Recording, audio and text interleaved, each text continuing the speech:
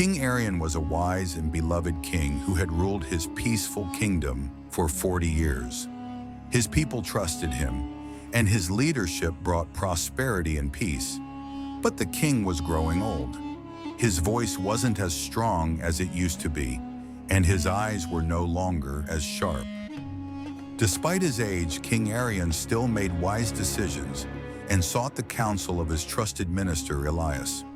One evening as the sun set, King Arion called Elias to his chamber. "Elias, I feel my time is near. I am worried about what will happen when I'm gone." Elias bowed deeply. "My king, your son, Prince Kael, is wise and brave. The people trust you, and they will trust him." King Arion shook his head. "Bravery and wisdom are important, but being a good ruler is more than that. I want to be remembered for something that will last beyond my name, something that truly benefits the people." Elias thought for a moment. "What kind of legacy do you wish to leave, my king?"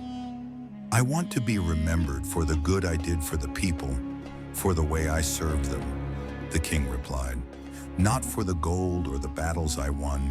A few weeks later, King Arion gathered his people in the royal courtyard. He spoke with great care. "My people, I will not be with you much longer.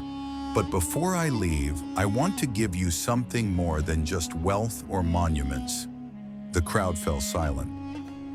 "I have decided to give up my crown early," the king continued. "I want to watch my son, Kael, learn to rule while I am still here. But I ask for 1 year. Let me use this time to build something unforgettable." The people didn't understand at first, but they respected their king and agreed. Over the next months, King Arion traveled across his kingdom, not in a grand chariot, but on foot.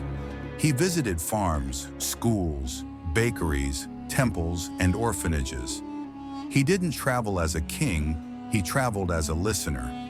He asked questions. "What do you need most?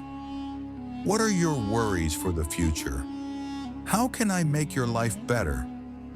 People shared their concerns.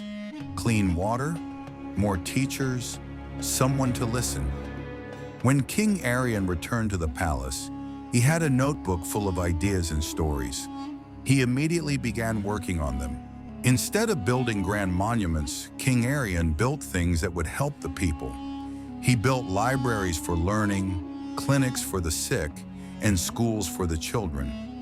He repaired old roads and created programs to support farmers. He also passed a law making education free for every child, whether they were rich or poor. Prince Kael watched closely, not from a throne, but beside his father. He was learning how to serve, not just how to rule. One day Elias asked, "Why are you doing all this now? Why not sooner?" King Arion smiled and said, "Because endings matter. People remember how stories end. I want my ending to show them that kindness, wisdom, and service are what really matter." The changes in the kingdom were clear. People began planting trees where there were none before.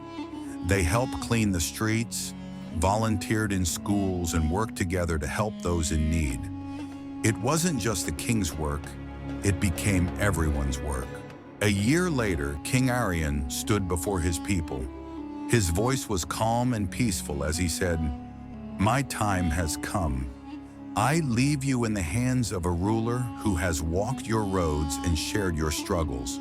Judge him not by his crown, but by his actions." With that, King Arion placed the crown on Prince Kael's head and stepped down from the throne. 3 weeks later, King Arion passed away quietly in his sleep. His funeral was different from any other. There were no golden chariots or royal songs. Instead, thousands of people gathered to share how King Arion had changed their lives. One child stood up and said, "Because of him, I can read." A woman whispered, "Because of him, I didn't die giving birth." A farmer said, "Because of him, my son became a teacher." Elias looked at Prince Kael and said, This is the kind of ending people never forget. Endings matter. People remember how stories end. Make your ending count because it's never too late to do something that outlives you.